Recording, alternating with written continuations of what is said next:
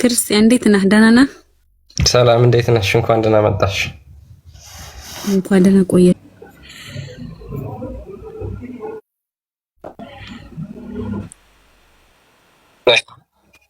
በሚገባ ኦኬ ጥሩ። ጥያቄያችንን ሰምተሽዋል። ሐሳባችንን ቁርአን ስለ ቀድሞ መጽሐፍቶች በተለይ ኢንጂልና ተውራትን እየጠቀሰ ደጋግሞ አረጋጋጭ ይላል እና እንደሚያረጋግጥ ይናገራል።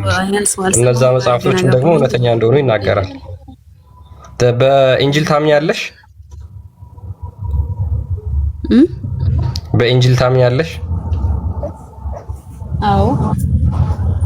ኦኬ ስለዚህ ኢንጂልን ደግሞ ሄደሽ ቼክ ስታደርጊው ከቁርአን ጋር ፍጹም ተቃራኒ መጽሐፍ እንደሆነ ይናገራል። ማለትም ለምሳሌ ክርስቶስ ኢየሱስ ተሰቅሏል የሚል ወይ አንዴ በኢንጂል ታምኛለሽ። ስለዚህ ኢንጂል እንዳልተበረዘ ነው የምታምኙ ማለት ነው።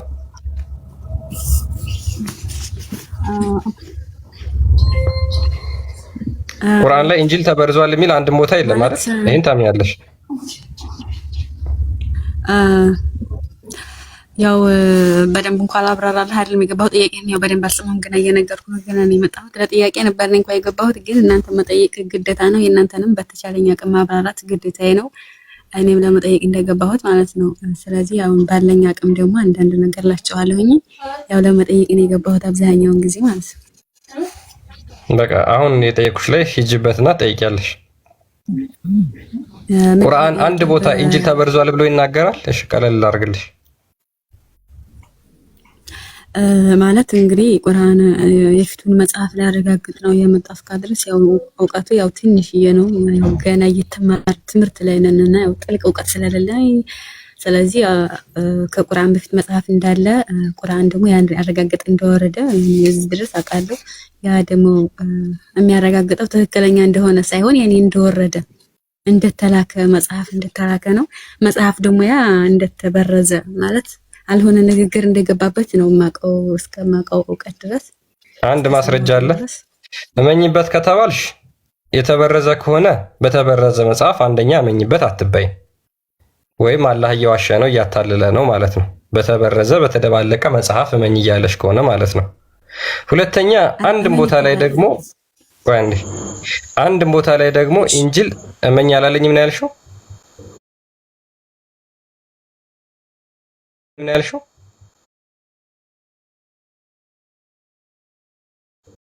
ምን ያልሽው? የተሰጠ መጽሐፍ ከቁርአን በፊት ለነብያት እንደተሰጠ። ስለዚህ ያ መጽሐፍ አለ ወይስ የለም? ያ መጽሐፍ ደግሞ ያኒ ፈጣሪ አላህ ለሊቃውንቶች ያው እንግዲህ ኡስታዝ እንደምንላቸው ለነዛ ኃላፊነቱን ሰጥቷቸዋል እንዲጠብቁት። እነዛ ደግሞ አለ ወይስ የለም? እመኝበት የተባልሽው ኢንጂል እመኝበት የተባልሽው ተውራት አለ ወይስ የለም? ቀላቀሉት ማለት ያኒ አልሆነ ነገር እንዴ ግን እዚህ ጋር አለ። እንዴት ነው? አቋርጣችሁ አንዴ ኑር የሰው ሐሳብ ላይ ትልቅ አትበል። ያ መጽሐፍ አለ ወይስ የለም? በግልጽና አጠር ያለች ጥያቄ ነው የጠየኩሽ። ተቀላቀለበት መልሱ ይሄ ነው። አለ አልሆነ። እሺ ማስረጃ አለሽ? ማስረጃ አንድ ማስረጃ እስኪ። እንዴ መጽሐፍ ይሄው ቁርአን አልተሰቀለም ይላል። እናንተ ያኒ ተሰቀለ ተቀላቀለ የሚል አንድ ማስረጃ አለሽ? ተቀላቀለ የሚል ተቀላቀለ ብሎ የሚናገር አየሽ? አሁን እሱ ጋር ሄደሽ ምን ታደርጊያለሽ ማለት ነው። አላህ ያ መጽሐፍ እውነተኛ እንደሆነ ስለተናገረ እዛ መጽሐፍ ላይ ሄደሽ ያለውን ነገር ማየት ግዴታ ነው። ያ መጽሐፍ ከቁርአን ጋር ተቃራኒ ከሆነ የምትዩ ቁርአን ነው ማለት ነው። ለምን? ቁርአን ራሱ ያ መጽሐፍ ትክክለኛ ነው ብሎ ስለተናገረ ማለት ነው። ገብቶሻል? ስለዚህ ተቀላቀለ ብለሽ የምትናገሪ ከሆነ አላህ በተቀላቀለ መጽሐፍ ነው መኝ እያለሻለሁ። በማታቂው ወይም ደግሞ በሌለ መጽሐፍ ነው መኝ እያለሻለሁ ማለት ነው። ተቀላቅሏል ብለሽ የምታምኚ ከሆነ እውነተኛው መጽሐፍ አለ ብለሽ ታምኛለሽ ወይስ የለም? ቁርአን ነው ያለው እውነተኛ መጽሐፍ። ኦኬ እውነተኞቹ መጽሐፍቶች ከዛ በፊት የነበሩት የሉም ማለት ነው። አልሆነ ነገር ገብቶበታል። ሊቃውንቶች ያኔ ትክክል ያልሆነ ነገር ጨማምረውበታል። ስለዚህ እያልሽን ያለሽው ግማሹ ተበርዟል፣ ግማሹ ነው እውነቱ እያልሽን ነው? አዎ ትክክለኛ ነገር አሁን ከቁርአን በፊት ያለው መጽሐፍ አንዳንድ ትክክለኛ ነገር ሊኖረው ይችላል።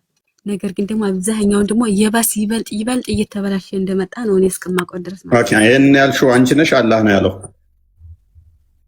ማለት ያው እኔ እንግዲህ እውቀቱ ብዙም የለኝም። ያው ግን ያው እንደሰማሁት ከሆነ ያኔ መጽሐፍ አልሆነ ነገር እንደሚገባበት እንደሚቀላቀል ያኔ ትክክል ያልሆነ ነገር እንደዚህ ብለው የሚያምኑትን እንደዚህ ብለሽ በማመንሽ ገሃነም ትገቢያለሽ። አላህ እንዳለው ከሆነ ላሳይሽ ምንም ታሳይ። ግማሹ ከፈልሽው። አሁን ግማሹ እውነት ነው፣ ግማሹ ስህተት ነው። which means በእውነቱ ታምኛለሽ፣ በስህተቱ ደግሞ አታምኝም አይደለ? ከፋፈልሽው። ገብቶበታል። ኑርዬ ቆይ እውነት አለው ውሸትም አለው እያልሽን ነው። ደባልቀውታል። እውነት የሆነውን ትክክል ነው ትያለሽ፣ ሐሰት የሆነውን አትቀበይም ማለት ነው አይደለ? አይዋ ሊቃውንቶቹ ቄሶቹ ጎበዝ አልሆነ ነገር አስገብተዋል። ጎበዝ አንቺ እንደዚህ በማለትሽ አላህ ደግሞ እንደዚህ ይልሻል። ሱረቱ በቀራ 285 ነው 285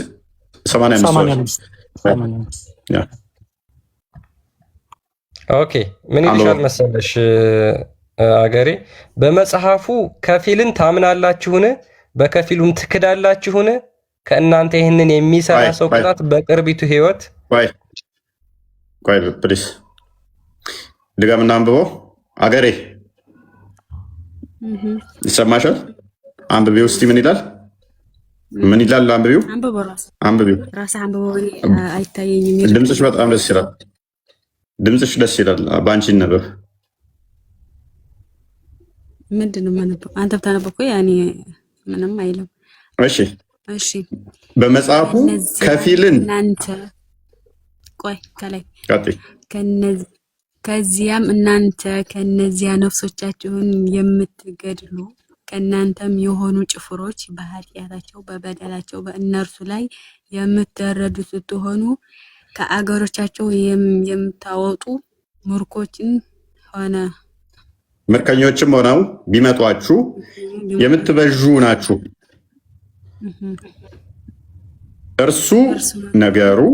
እርሱን ማውጣት በእናንተ ላይ የተከለከለ ነው። አሁን በደንብ አስተውይ። በመጽሐፉ ከፊል ታምናላችሁን? በመጽሐፉ ከፊል ታምኛለሽ? አሁን አንተ በተበረዘው ያኔ በተቀላቀለ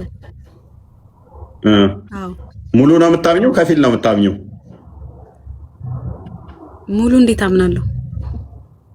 ስለዚህ ከፊል ነው የምታምኘው ማለት ነው። በከፊሉ ነው የምታምኘው ማለት ነው። አዎ ፈጣሪ ተበረዘ። ጎበዝ። ስለዚህ ተበርዟል ማለት እውነት ውስጥ ውሸት ገብቶበታል ነው። ተቀይጧል አይደለ? ምን ይላል? በመጽሐፉ ከፊል ታምናላችሁን? አዎ ከፊሉን ነው ማምነው ብላለች። እናመሰግናለን። በከፊሉ ትክዳላችሁ፣ ከፊሉን ደግሞ አታምኝም አይደለ? አይደለ? ጎበዝ።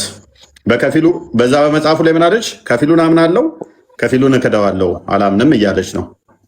ከናንተም ይሄንን የሚሰራ ምን ከፊል የሚያምን ከፊል የሚክድ ከናንተም ይሄንን የሚሰራ ስራው ቅጣት በቅርቢቱ ህይወት ውርደት እንጂ ሌላ አይደለም ይልሻል። ምን በማድረግሽ? ከፊል በማመንሽ ከፊል በመካድሽ ይሄን በማድረግሽ ትዋረጃለሽ። በትንሣኤ ቀንም ወደ ብርቱ ቅጣት ይመለሳሉ ይላል። በከፊል የሚያምኑ በከፊል የሚክዱ ተበርዘዋል ብለሽ ምትይ ከሆነ ይህም በማለትሽ በዚህ ህይወት ውርደትን አከናንበሻለሁ፣ በትንሣኤ ቀን ደግሞ ጋነም ሸልምሻለሁ ይላል አላህ። ማን ሙስሊም ማን ነው የሚያናገረው? ከፊል የሚያምኑትን ከፊል የሚክዱትን እኮ ማን ነው የሚያናገረው? ከሙስሊሞች ነው ወይስ ከፊል መጽሐፉን የሚያምኑትን ከፊል የሚክዱትን እኮ ማንን ነው? እኮ ማን እኛ ነው እያናገረ ያለው ወይስ ከሃዲዎችን? ያኔ አይሁድና ክርስቲያኖች? አላህ ያወረደውን መጽሐፍ በከፊል የሚያምኑ በከፊል የሚክዱትን እኮ ማንን ነው ያናገረው? ይሄ እኮ ሙስሊምና ክርስቲያን የብቻ ምቸው ይለያል። የእሳችን አላህ ባወረደው መጽሐፍ አዳምጪ። አላህ ባወረደው መጽሐፍ በከፊል አምነው በከፊል የሚክዱትን እኮ እኔ እኮ እያልኩ ያለሁት እንደዚህ ያላቸው ማንን ነው? ሙስሊሞችን ነው ወይስ ክርስቲያኖችን ነው? የአላህን መጽሐፍ በከፊል አምነው በከፊል የሚክዱትን እኮ ልክ ናት እኮ እሷ። ጥያቄው አንዴ እዚህ ጋር ላቋርጥ። ማን ናቸው የተባሉት? አዳም ማን ናቸው የሚሆኑ? ምክንያቱም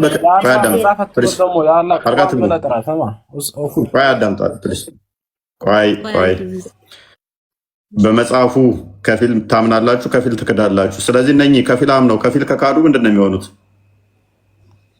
እኮ እየነገርኩህ እኮ ነው ወንድሜ። እኮ ከፊል የሚባሉት እና እኛ ሙስሊሞችን ነው የሚያናገረው ወይስ ክርስቲያኖችን ነው የሚያናገረው እያልኩህ እኮ ነው። ልስማማለሽ።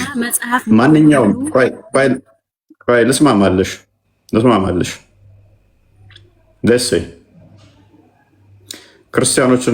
ክርስቲያኖች ይመቹሻል ወይንስ አይሁዶች ወይንስ ሙስሊሞች? የትኞቹን ብዬ አርጊው ላርግሽ? የትኛው ላይ አርጊው ላርግሽ? የትኞቹን ብልሽ ትስማሚያለሽ? ለአንቺ አርጉመንት የሚመችሽን እንደዚህዎቹ ከሆነ እኛን አይመለከትም የምትይውን አንቺ ምረጪ። ነገርኩህ እኮ መጽሐፉ እያናገረ ያለው ማን ነው? በከፊሉ ታምናላችሁ በከፊሉ ትክዳላችሁ ብሎ ጥያቄ ነው እያቀረበ ያለው አይደል እንዴ? የሚጠይቃቸው ሰዎች እነማን ናቸው? ሙስሊሞችን ነው ወይስ ካፊሮችን? ይሄ እኮ ነብዩ ራሱ ካፊሮችን ስትይ ለምሳሌ ካፊሮች ስትይ የመጽሐፉ ሰዎች ያልሆኑትን ነው? ጣዖታውያንን እያልሽ ነው? ከቁርአን ያኔ በፊት በነበረው መጽሐፍ ያኔ ከቁርአን ሁሉ በአላህ የማያምኑ በአላህ ማያምኑማ ከሆነ በመጀመሪያውኑ በከፊሉ መጽሐፍ አያምኑም። እህታችን ከነ በመጽሐፍቶቹ አያምኑም፣ አይመለከታቸውም። ታው እንጂ እየተመሩበት ከሆነ መጽሐፍ አንተ እያመንክ አይደል እንጂ። ኦኬ፣ ስለዚህ ክርስቲያኖችን ነው ብለሽ ነው የምትስማሚው? ክርስቲያኖችን ብለሽ አርጊው ታደርጊኛለህ? እኔ ለምን ጠይቀኛለህ? አንተ ጥያቄ ጠይቀኛል። እኔ ደግሞ እነማን ናቸው እያልኩ አንተን እየጠየቅኩ ነው። አንተ አንቺ የሚረዳሽን አርጉመንት ምረጭ አልኩሽ እኮ። እኔ እኮ እንትን አድቫንቴጅ ሰጠሁሽ እኮ። የፈለግሽውን ምረጪ። ከዛ ወዲያ ዛሬ ልወያይሽ አልኩሽ።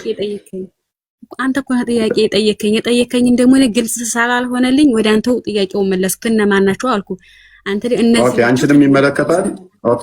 በአላህ መጽሐፍት ላይ ሁሉም ሰው እንዲያምኑ ተሰጥቷል፣ ተደንግጓል አይደለ? በቁርአን አዎ። አይዋ ስለዚህ ቆይ አትሂድ ቆይ። በአላህ መጽሐፍት ላይ ሁሉም እንዲያምኑ ከተፈረደ በኋላ ክርስቲያንም በዩ አይሁድም በዩ ሙስሊምም በዩ የሚከፍል ከሆነ በከፊሉ አምናለሁ በከፊሉ አላምንም ካለ ምንድን ነው የሚሆነው? በምንድር ይዋረዳል። በገነት አይምን በትንሣኤ ቀን ደግሞ እቀጠዋለሁ፣ ጋንም ከተዋለሁ ነው አይደለ?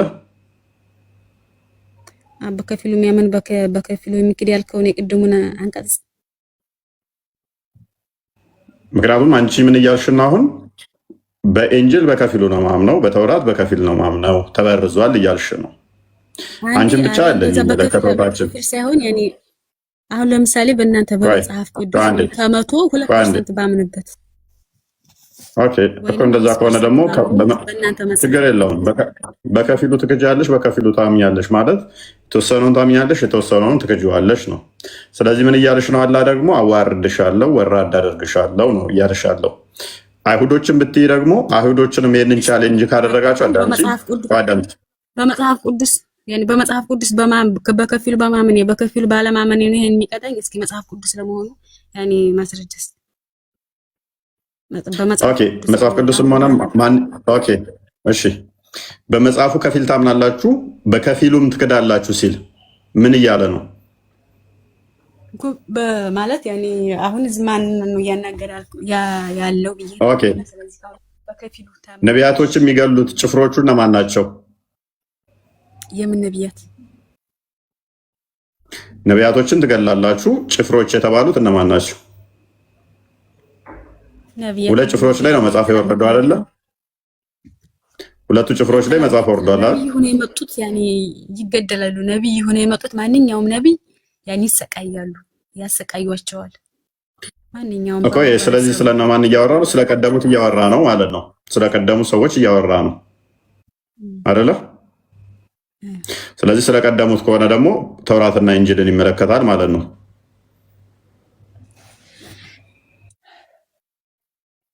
ስለዚህ መጽሐፉ በከፊል ታምናላችሁ በከፊል ትክዳላችሁ ሲል ተውራትና ኢንጂልን ነው ማለት ነው። ስለዚህ ለእነኛ የተነገረው አንቺንም ይመለከትሻል። ምክንያቱም ከፊል አምነሽ ከፊል መካዳች ምክንያቱም ተውራትና ኢንጂል እስከ መሐመድ ድረስ ስላለ ሰዎቹን ራሱ ቢል አንቺን እንኳን ባይል በደንብ አስተውይ።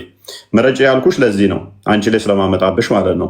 ሰዎቹ አይሁዶችንና ክርስቲያኖችን እንኳን ቢል ከፊል አምናችኋል፣ ከፊል ክዳችኋል ብሎ የሚወቅሳቸው ከሆነ አንቺ ደግሞ ምን ተብለሻል መሰለሽ?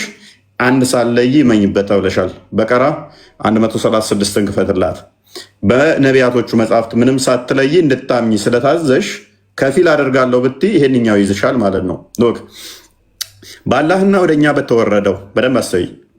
በአላህና ወደኛ በተወረደው ቁርአን ማለት ነው ወደ ኢብራሂም፣ ወደ ኢስማኤል፣ ወደ ኢስሐቅም፣ ወደ ያዕቆብና ወደ ነገዶቹም በተወረደው በዚያም ሙሳና ኢሳ በተሰጡት በዚያም ነቢያት ሁሉ ከጌታቸው በተሰጡት ከነርሱ በአንድም በደንብ አስተውይ ከነሱ አንድም በደንብ አስተውይ ከነሱ ለእርሱ ታዛዦች ነን በሉ ይላል። ስለዚህ ቁርአንሽን ከነኛ ከኢሳ መጽሐፍት ጋር ከሙሳ መጽሐፍቶች ጋር ከሌሎቹም ጋር ሳንለይ አመን በይ። እንከፍላለን ካልሽ ትጠየቂያለሽ በዚህ አርጉመንት መሰረት። ምክንያቱም እዛኛው ላይ መልሳት አሁን ምን እያለ ነው? እዛ ጋር ደግሞ ክፍልፍል የሚያደርጉትን ምን አደርጋቸዋለሁ እያለ ነው። በምድር አዋርዳችኋለሁ፣ ከትንሣኤ በኋላ ደግሞ ጋነም ከታችኋለሁ እያለ ስለሆነ አይሁዶችንም ብትይ አንቺንም ብትይ ይመለከትሻል። አላህ ስላወረደው መከፋፈል ስለማች ሆነ ልመልስልህ አታውቅም። እንትን ነው በሚያሳዝን ሁኔታ ደግሞ በሚያሳዝን ሁኔታ ደግሞ በወንጌል ምን ያላለኝም ወንጌል ስለተበረዘ ቁርአንን አመጣና አረጋገጠ እንደተላካ ወረደ እንጂ በመጽሐፍ ቅዱስ በወንጌል ምን አላለኝም ትላለች። እሺ በወንጌል አላዘዘኝም ትላለች። አሁን አንብቤላት ወንጌል ማለት ነው የወረደው ነገርኩህ እኮ ታልኔ ማለት ያ በወንጌል ምን አላለኝም አልሽ። ጎበዝ በወንጌል ምን አላለሽም። እሺ ቆይ አንዴ በወንጌል ምን አላለኝም አለች። ወንጌል ኢንጂል ማለት ነው የወረደው። ባያስከው መጽሐፍ ፕሊዝ ኢንጂል ማለት ነው የወረደው። ኢንጂል ማለት ነው የወረደው። ቆይ እሱን ብቻ አድርገው አንዴ መልሽልኝ። ኢንጂል ማለት ነው የወረደው ኢሳ። አሁን መልሰው 136ን አሁን ደግሜ ላንብብልሽ። አሁን አንብቤልሽ አሁን በደቂቃ ውስጥ ረሳሹ። በሙሳና በኢሳ በተሰጡት በዚያም ነቢያት ሁሉ ከጌታቸው በተሰጡት ከነርሱ በአንድም መካከል የማንለይ ስንሆን አመንን፣ እኛም ለእርሱ ታዛዦች ነን በሉ እያለ አይ በኢሳ መጽሐፍ እመኑ አልተባልንም። በደቂቃ ውስጥ መራሽ ከሆነ አስቸጋሪ ነው፣ አስቸጋሪ ይሆናል። ቆይ አንዴ ማፎይ አንዴ ትልቁ ላይ አድርገኝና ላሳያት የተሳሳተችው ነገር ስላለ። ይኸውልሽ እህቴ እዚህ ጋር ሱራ 289 ላይ ምን ይላል መሰለሽ? ይኸውልሽ ከእነርሱ ጋር ያለውን መጽሐፍ አረጋጋጭ የሆነውን መጽሐፍ ሲል አንቺ አረጋጋጭ የሚለው እውነተኛነቱን ማረጋገጥ አይደለም ብለሽ ነው አይደል ያመንሽው? አዎ ይሄ ቃል ሙሰዲቀን የሚለው ነው አይደለ? አረብኛው ቃል ሙሰዲቀን የሚለው እዚህ ጋር ይሄው ይሄ ሙሰዲቀን የሚለው ቃል ነው አረጋጋጭ የሚለውና እሱ ትርጉሙ ምን ማለት ነው መሰለሽ? ይኸውልሽ ተመልከቺ ትርጉሙ ሙሰዲቃን አረጋጋጭ እውነት መሆኑን መስካሪ አጽዳቂ ይልሻል። አየሽ ሙሰዲቃን ማለት ትርጉሙ አረጋጋጭ እውነት መሆኑን መስካሪ አጽዳቂ። ይህ ቃል አንድን ነገር እውነት ወይንም ትክክለኛ መሆኑን የሚገልጽ አካል ወይንም ነገርን ያመለክታል። በቁርአን አጠቃቀም ቁርአን እንዲህ ሲል ከእርሱ በፊት ያለው መጽሐፍ አረጋጋጭ ሲሆን ትርጉሙም ይልሽና የቀደሙት መለኮታዊ መግለጫዎች ለምሳሌ ተውራት፣ ወንጌል እውነተኛነት ማረጋገጥ ማለት ነው። ሁሉንም ነገር በግልጥ መቅዳት ማለት ሳይሆን መለኮታዊ ምንጮች ያላቸው መሆኑን መመስከር ነው። ከዛስ አረጋጋጭ እውነት መሆኑን የሚናገር አክቲቭ ፓርቲሲፕል መስኪሊን ብሎ ወደ ሰዋሰው የሰዋሰው ነገሩን እያብራራ ይሄዳል። ስለዚህ እውነተኛነቱን ነው አሁን አንቺ ያየሽ በአይምሮሽ ያሰብሽው ምንድነው? እውነተኛነቱን ማረጋገጥ እኮ አይደለም ብለሻል። ግን አጣብቂኙ እሱ ጋር ነው። ቁርአኑ እየነገረሽ ያለው ይኸው በእጆቻቸው ላይ ያለውን መጽሐፍ ከነርሱ ጋር ያለውን መጽሐፍ እውነተኛነቱን እያረጋገጠ የሆነ የመጣ መጽሐፍ ነው የሚልሽ። ስለዚህ እውነተኛነቱን በእጃቸው ላይ ያለው መጽሐፍ እያረጋገጠ ከሆነ እጃችን ላይ ያለው የተበረዘ መጽሐፍ አይደለም። ይሄ ነው አጣብቂኙ። ገባሽ? የት አለ እውነተኛ የሚለው እንደ ሙሰድ ዲክሽነሪ እኮ አሁን እኮ ያሳየውሽ እኮ ይኸውልሽ፣ ይሄ ዲክሽነሪ ሙሰዲቀን የሚለው ቃል እውነተኝነትን ማረጋገጥ ማለት ነው አለሽ። ይኸውልሽ ይሄ ዲክሽነሪ ነው። ሙሰዲቀን የሚለው ቃል አረጋጋጭ፣ እውነት መሆኑን መስካሪ፣ አጽዳቂ ማለት ነው። ዲክሽነሪ ነው። ይሄ ትርጉሙ ነው፣ የቃሉ ትርጉም። ምዕራፍ ያኔ ምዕራፍና አንቀጽን ብትነግሪ ግን ደስ ይለኛል። እንደዚህ ያኔ አሁን እንግዲህ አንተ እንደምትለው ወንጌል ወይንም የሆነ እናንተ የምትጠቀሙበት መጽሐፍ እውነተኛ ነውና እሱን ሊያረጋግጥላችሁ ያኔ ይችላል የሚለውን የቁርአን ይሄው ሱረቱል በቀራ 91ኛው ይሄውልሽ በቀራ እንዴ ኧረ እባክሽን ይሄው ከፍቼዋለሁ። ሱረቱል በቀራ 91 ማን ነው 89ኛው አያ ላይ 89ኛው አያ ላይ ስትሄጂ ምን ይላል መሰለሽ? ከነርሱ ጋር ያለውን መጽሐፍ አረጋጋጭ የሆነ አረጋጋጭ ሲል እውነተኛ መሆኑን መስካሪ ማለት ነው። ይሄው ስለዚህ ከነርሱ ጋር ያለውን የነበረውንም አይደለም፣ በነገራችን ላይ የስላለፈ አይደለም፣ ኦልሬዲ እጃቸው ላይ ያለውን መጽሐፍ እውነተኛ መሆኑን መስካሪ ያለሽ ነው። አረጋጋጭ እያለ እኮ አረጋጋጭ ማለት ትርጉሙ አንድ ነገር ማረጋገጥ ማለት ትርጉሙን ይኸው በዲክሽነሪ ፈታውልሽ። ሙሰዲቀን ማለት አረጋጋጭ፣ ተመልከቺ አረጋጋጭ ማለት እውነት መሆኑን መስካሪ ማለት ነው። እኔ ለምሳሌ እፎይ የተነገረውን ነገር አረጋገጥኩኝ ማለት እውነት መሆኑን መሰከርኩ ማለት ነው። እውነት መሆኑን መስካሪ ማለት ነው ቃሉ። አንቺ አሁን የምትናገሪው ነገር ትክክል ነው ብዬ ብልሽ እውነት መሆኑን መሰከርኩ፣ አረጋገጥኩ ብልሽ እውነት መሆኑን መሰከርኩ ማለት ነው። ስለዚህ ቁርአንም እያለሽ ያለው ምንድን ነው? እጃቸው ላይ ያለው መጽሐፍ ትክክል መሆኑን አረጋገጠ ነው። ይኸው ግልጽ ነው እኮ። አይዋ ስለዚህ መጽሐፍ ቅዱስ ያኔ እንደተወረደ ያኔ ያረጋግጣል። እንደተወረደ አይደለም፣ እጃቸው ላይ ያለው መጽሐፍ ትክክል መሆኑን ያረጋግጣል። እጃቸው ላይ ይኸውልሽ ከነርሱ ጋር ያለውን መጽሐፍ ትክክል መሆኑን አረጋገጠ፣ ትክክል ነው አለ እያለሽ ነው። ስለዚህ ክርስቲያኖች ምኑ ነው ትክክል? ሙሉ እናንተ ያዛችሁት መጽሐፍ በትክክል ኤግዛክትሊ በትክክል እና እናንተን ደግሞ ይወቅሳችኋል ማለት አልሆነ ነገር ቄሶች እንደሚቀላቅሉ ያኔ ትክክል ነገር አልሆነ ነገር እንዳያደርጉ እየወቀሳቸው እንዴት አረጋጋጭ ሆነ ትለኛለህ? አዎ በጣም እናመሰግናለን እህቴ። እኛም እያልሽ ያለ ነው ይሄ ነው የእስልምና አጣብቂኝ ብለን እየነገርንሽ ያለ ነው። መሐመድ ባለማወቅ ኖ ለአለንትን ተረድቼው አይደለም የተጻፈውን ነው እያነበብኩልሽ ያለሁት። ግልጽ ነው የተጻፈው። ምንድን ነው የሚለው? በእጃቸው ላይ ያለውን መጽሐፍ አረጋጋጭ ሆኖ እውነተኛነቱን እየተናገረ ብሎ መሰከረ። ቅድምም እፎ እያሳየሽ ሱራ 547 ላይ ደግሞ ምን አለሽ? የእንጅል ባለቤቶች በእንጅል ፍረዱ፣ በእጃችሁ ላይ ባለው መጽሐፍ ፍረዱ። ይፈርዱ ነበረ ሳይሆን ፍረዱ። ይሄ ቀጣይነት ያለው ትእዛዝ፣ በወቅቱም ላሉት ቀጣይነትም ያለው ትእዛዝ ነው። ለምን? በእጃቸው ያለው መጽሐፍ ትክክል ስለሆነ ማለት ነው። ከዛ ግን በተመሳሳይ መልኩ ደግሞ ቁርአን ከመጽሐፍ ቅዱስ ጋር ይቃረናል። የሚቃረን ከሆነ እያረጋገጠ የሚቃረን ከሆነ እስልምና አጣብቂኝ ውስጥ ነው ያለው። ሁለት ምርጫ ነው ያለው። ወይ መጽሐፍ ቅዱስ ተበርዟል ማለት ነው። ተበርዟል ካለ በተበረዘ መጽሐፍ እንድንፈርድ እያዘዘን ነው ማለት ነው። ወይንም የተበረዘ መጽሐፍ እያረጋገጠ ነው የመጣው ማለት ነው። ይሄ እስልምናን ውሸት ያደርገዋል። አልተበረዘም ካልሽ ደግሞ ኦኬ፣ እውነትም እጃቸው ላይ ያለውን እውነት መሆኑን እያረጋገጠ ነው የመጣው ካልሽ ደግሞ ምን አደረገ ማለት ነው? እኛ መጽሐፍ ውስጥ ያለው እስልምናን ውሸት ያደርገዋል። ለምን? ተቃራኒ ስለሆነ ከእስልምና ጋር። ይሄ ነው አጣብቂኝ ነው ብለን እያልሽ ያለ ነው። ልክ ነህ።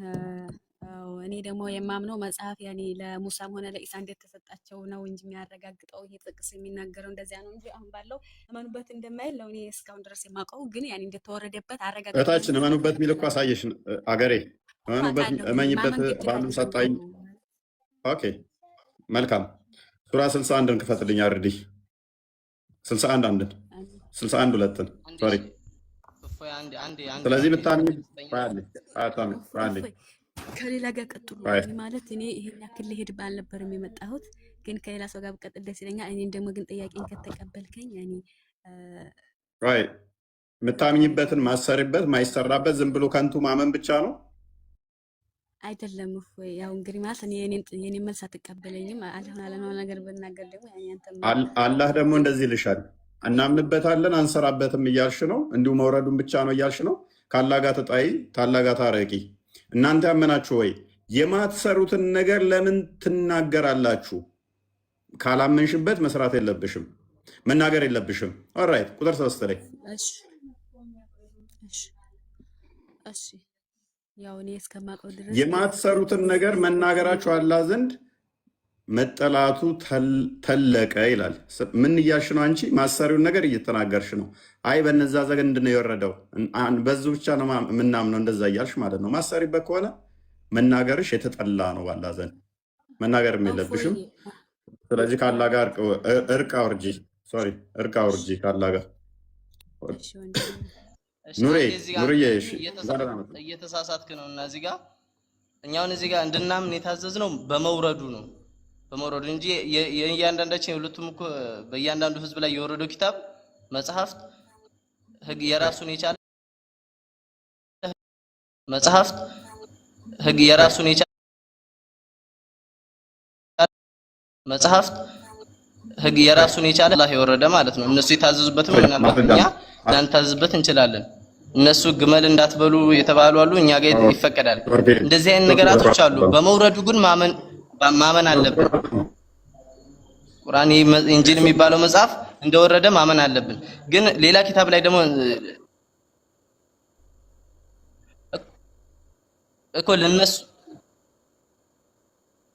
ለኔ እንድሰራበት ቁርአን ወርዶልኛል እያልኩ ነው። ለኔ እንድሰራበት ቁርአን ወርዶልኛል። ቆይ ሶሪ ይቅርታ ለመግባት ሳይሆን አትስራበት፣ ችግር የለም። ህግ እኮ ምንድነው? በእናንተ እምነት ለምሳሌ አብሮጌሽን የሚባል ነገር አለ፣ ነስቅና መንሱቅ የሚባል ነገር አለ አይደለ? ህግ ግን ተሻረ ማለት መጽሐፉ ተበረዘ ማለት አይደለም። አይ ህግ ተሻረ ማለት መጽሐፉ ተበረዘ ማለት ነው የምትል ከሆነ ያንተ መጽሐፍ ላይ ብዙ ቦታ ላይ ለምሳሌ እርስ በራሳቸው የሚሻሻሩ አንቀጾች አሉ። ልክ እንደ በሱራ 2:106 መሰረት እርስ በራሳቸው የሚሻሻሩ አንቀጾች ስላሉ መጽሐፉ መበረዙን ያሳያል ልትለኝ ነው። እንደዛ ከሆነ አይ ኖ ህጉ ተሽሮ ሊሆን ይችላል በአንተ ሐሳብ፣ በአንተ እምነት፣ በእስልምና እምነት የበፊቶቹ ህጎች ተውራና ኢንጂል ላይ ያሉ ህጎች ተሽሮ ሊሆን ይችላል። ተበረዘ ግን ማለት ግን አይደለም ህግ ተሻረ ማለት። ይሄ ደግሞ ለምንድን ነው መሰለ? በእጆቻቸው ላይ ያለውን መጽሐፍ እውነተኛ መሆኑን ለማረጋገጥ የወረደ መጽሐፍ ነው ይልሃል። እውነተኛ ነው መጽሐፉ፣ ምንም ችግር የለበትም እያለህ ነው። እጃቸው ላይ ያለው አዲስ ህግ ይዞ ይምጣ፣ ችግር የለውም።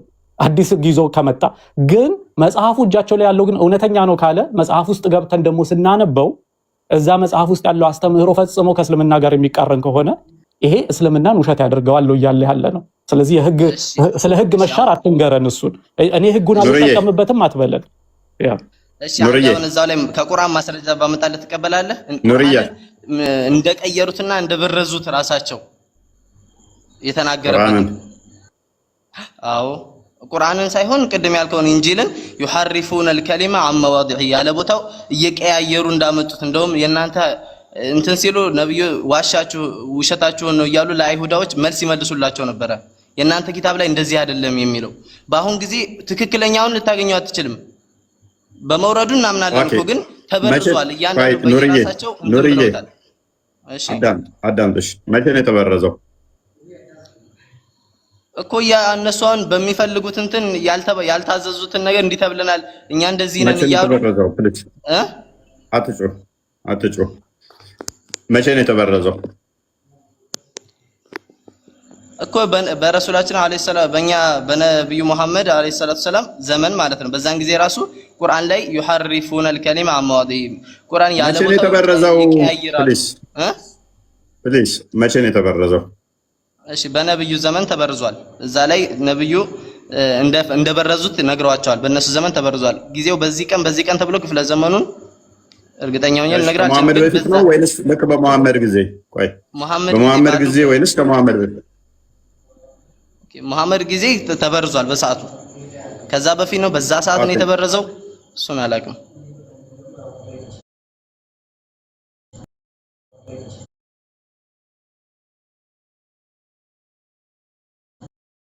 መጽሐፍ በመውረዱ በዛ ህዝብ ላይ በዛ ሳትጥፋይ ኧረ በእናትህ አትጩህ፣ በእናትህ ቀስ በልና አዳም።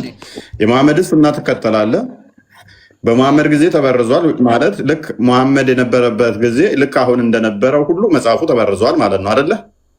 ይሄ ቅድም ያልከው ኢንጂል የሚባለው መጽሐፍ እሺ። ስለዚህ አንተ የምትከተለው የመሐመድን ሱና ከሆነ መሐመድ ምን ብሎ ነው የሚያምነው ማለት ነው? እመኑበት ሲባል መሐመድ የሚያምነው ምን እያለ ነው? ኢንጂልና ተውራት ለሙሳና ለኢሳ ተሰጥቷል ብሎ እንጂ የሚያምነው በመጽሐፉ እሱ የሚያምንበት ነገር አይሆንም። ምክንያቱም የሚያምነው እሱ ምንድነው? አንተ እንደምታምነው እንዲሁ ተሰጥቷል ለነሱ ወርዶላቸዋል ብቻ ብሎ ነው የሚያምነው አይደለ? በመውረዱ ላይ ማንም ሰው ህዝብ ማመን ግዴታ ነው። ሙስሊም የሆነ ሰው እነዚህን ኪታብ ማውረዱን ማመን ግዴታ ነው እንጂ መጽሐፉን ኢንጂልና ተውራትን አያምንበትም። በዛ ያምንበታል ማለት አይደለም። የራሱ የቻለ ህግጋት አለው። መሐመድ ቁርአን ላይ እሱ የሚያምነው ብሎ ብቻ ነው እኮ። እሱ ምን ብሎ ነው የሚያምነው? እንዲሁ ለኢሳና ለሙሳ መጽሐፍ ተሰጥቷቸዋል ወርዶባቸዋል ተውራትና ኢንጂል ብቻ ብሎ ነው የሚያምነው። እናመሰግናለን። ነብይህን ቀብረኸዋል። ና ክርስቲያን ከፍ በል። ነብይህ እንደዛ ብሎ ሳይሆን መጽሐፉን ራሱ አንስቶ ያምንበታል። መጽሐፉን እዞ ራሱ አምንበታለሁ። ሱናን አቢ ዳውድ 44 49 አንብብልህ ቀጥል። ኦኬ ያ እንግዲህ መሐመድ በመሐመድ ሰዓት ነው የተበረዘው ስላልክ መሐመድ ያነሳው መጽሐፍ እና ያመነበትን አንድ ያድምጥ። አብደላ ኢብኑ ዑመር እንደተረከው በመሐመድ ጊዜ ተበርዟል ብሏል። ያ አብደላ ኢብኑ ዑመር እንደተረከው መሐመድ ጊዜ ተበርዟል። መሐመድ ምን ብሎ ነው የሚያምነው ብሏል? ተበርዟል ብሏል። ቀጥልሽ። ያ a group of Jews come and invited the messenger of Allah to Kuf የሆኑ የአይሁድ ግሩፖች መሐመድን መጡና ጠርተውት ወደ ቁፍ ወሰዱት ይላል። so he visited them in their schools ከዛ በኋላ ወደ ትምህርት ቤታቸው ሄዶ ጎበኛቸው ወይም ደግሞ ወደ እነሱ ሄደ። they said እነሱም እንደዚህ አሉት አቡል ቃሲም ሆይ አሉት one of our men has committed fornication with a woman ከኛ አንድ ወንድ ከአንዲት ሴት ጋራ ከኛ የሆነ አንድ ወንድ ከአንዲት ሴት ጋራ ዝሙት ሲሰራ አገኘ ነው አሉት። so pronounce judgment upon them ስለዚህ በእነሱ ላይ ፍርድህን ፍረድ አሳይ አሉት። they placed a cushion for the messenger of Allah ከዛ በኋላ ለአላህ መልእክተኛ እንደ ትራስ መቀመጫ ነገር አደረጉለትና በዛ ላይ ተቀመጠና እንደዚህ አለ ይላል bring me the Torah ተውራትን አምጡልኝ አላቸው። ሙሐመድ ተውራትን አምጡልኝ አላቸው። it was then brought ከዛ በኋላ አመጡለት። he then withdrew the cushion from beneath him and placed the Torah on its thing ከዛ በኋላ ለመቀመጫ ያመጡለትን ነገር ከሱ ላይ ወረደና ሙሐመድ የተቀመጠበት ላይ ተውራትን አስቀመጠና እንደዚህ አለ አክብሮት ማለት ነው I believe in thee and in him who revealed thee በዚህ በተውራት አምናለሁ ይሄንንም ባወረደው አምናለሁ አለ።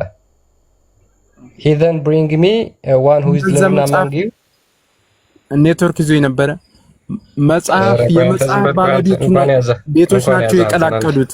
ሚውት አድርገን አንተ እናመሰግናለን። ናቸው ያሉት ቅድም ነገር የነበረ እነማን ናቸው ያሉት? ምንድነው እሱ ያለው? መሐመድ ምንድነው ያለው? እነሱ ማን ናቸው መተው እንደዚህ ብለው የጠየቁት እነማን ናቸው? መሐመድ ምን አለ ነው? ስለ ሰዎቹ አይደለም የጠየቁ። መሐመድ ምን አለ? ስለ ሰዎቹ ብዬ ነበር ቅድም። እነዛ እያንዳንዱ ህግጋት የሰዎቹ ሱና ነው የምትከተለው? መሐመድን ሱና ነው የምትከተለው? የራሱ የመሐመድን ነው እንጂ። መሐመድ ምን አለ ንገረኝ ይሻው። መሐመድ ምን አለ? በራሳቸው ኪታብ ፍርድ ሊሰጣቸው። መሐመድ ምን አለ? ኪታብ ፍርድ ሊሰጣቸው ነው። እኔ ስለነሱ ፍርድ አልጠየቅኩም። ያሰነው ሙታ መሐመድ ምን አለ? እሺ አንብበው። ያሁን ቤት አንብበው። I believe in thee and in him who revealed thee ምን ማለት ነው? ምን እያለ ነው መሐመድ? በዚህ በመጽሐፉ አምናለሁ ባወረደውም አምናለሁ። ከዛስ ምን አደረገ? ተነስቶ መጽሐፉን እንትኑ ላይ ያስቀመጠው። እሺ ማስረጃ ልስጥህ። ቆይ ፊዳ ከበናለህ ምን ቆይስ ታውቃት ግባ ቀጥል እኮ። እሺ ታዲያ ምኑን ነው የተጋጨብህ እንዴ? ያንን ማክበሩ ተከተለው ልትለኝ ነው? አከበረ ነው የሚለው አምንበታለሁ ብሎ ነው እንትን ያለው። አዎ ማመኑ ግዴታ ነው አላል? ቅድም አልተባባልንም? ኦኬ አንተ በሆነ መጽሐፍ አንስተ አይምን በእኛ መጽሐፍ አንስተ በዚህ መጽሐፍ አምናለሁ ትላለህ? በእናንተ አይደለም የተበረዘ እንደተበረዘ ተነግሮኛል። ትክክለኛው ቴንክ ዩ በቃ ያሰነው ሞታ ታብ አድርገው እንዳይሄድ ቆይ አይ አንድ ነገር ብለው ለምን መሰለ ቅድም ስትነሳ ኑሬ ምን ብለህን ነበረ? በመሐመድ ጊዜ ያለው መጽሐፍ ተበርዟል ብለህ ስላልከን ቆይ አንድ ጊዜ ፊድባክ አንድ ጊዜ ቅድም ምን ብለህናል? ኧረ እባክህን አንድ ጊዜ ልንገረው ለልጁ። በመሐመድ ጊዜ ያለው መጽሐፍ ተበርዟል ስላልከን ችግሩ ምንድነው መሰለ? መሐመድ ደግሞ አሁን በዚህ መጽሐፍ አምናለሁ ካለ በተበረዘ መጽሐፍ አምናለሁ እያልከን ነው። እሱ ነው እሱን ቢገባ ተበርዟል አትልም ነበር። ሌሎች ብዙ ማስረጃዎችን ሆን ብሎ ነው። አንደኛ በመሐመድ ጊዜ መጽሐፍ አልተበረዘም አለኝ። ሎክ በመሐመድ ጊዜ መጽሐፍ አልተበረዘም አለ። አይሚን ተበርዟል አለ። ሙሐመድ አንስቶ በዚህ መጽሐፍ አምናለሁ ባወረደውም አምናለሁ ብሎ መጽሐፉን አክብሮ ወንበሩን ለቆለት ጠረጴዛው ላይ ካስቀመጠው በዚህ መጽሐፍ አምናለሁ ብሎ ጠረጴዛው ላይ ካስቀመጠ መጽሐፉ ተበርዟል ተባለ። ሙሐመድ የሚያምንበት የተበረዘ መጽሐፍ ከሆነ ሙሐመድ አይምሮ ታማሚ ነው፣ ዘገምተኛ ነው እያለን ነው። አያውቅም የተበረዘ መጽሐፍ እያለን ነው። የነብይን ሱና የምትከተል ከሆነ ምን ማድረግ አለብህ? አንተ መጽሐፉን አንስተ በዚህ መጽሐፍ አምናለሁ ማለት አለብህ። መጽሐፉን አንስቶ ከወንበሩ ተነስቶ ጠረጴዛው ላይ አስቀምጦ በዚህ መጽሐፍ አምናለሁ ባወረደውም አምናለሁ እያለ የተበረዘ ከሆነ በጻፊው አምናለሁ እያለ ነው። ሰመዲ በጻፈው በዛ አምናለሁ እያለ ነው። ሙሐመድ በሰዎች ያምናል ማለት ነው። ሙሐመድ የተበረዘ ከሆነ ጭንቅላታችሁን አሰሩ ወገን።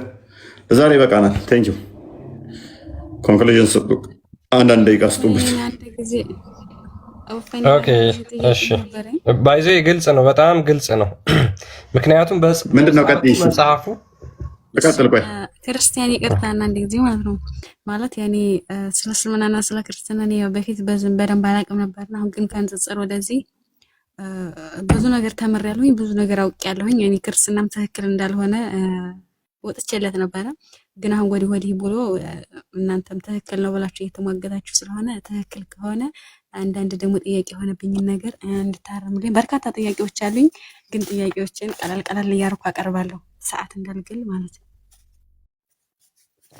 እሺ ምንድነው ጥያቄሽ? ክርስትና ያኔ ከመጽሐፍ እንግዲህ ለሙሴ ነውና መጽሐፍ የተሰጠው ህግም የተሰጠው ከሙሴ በፊት ሰዎች በምንድን ነበር የሚተዳደሩት? ማለት በጣም በርካታ ህዝቦች አልፈዋልና እንዴት ነው ማለት እንዴት አንድ ነገር ከመጥፎና ከጥሩ ምንን አውቀውት ነው የሚከለከሉት? ፊዳክ ኦኬ፣ መጥፎና ደጉን እንዴት ነው የሚለዩት?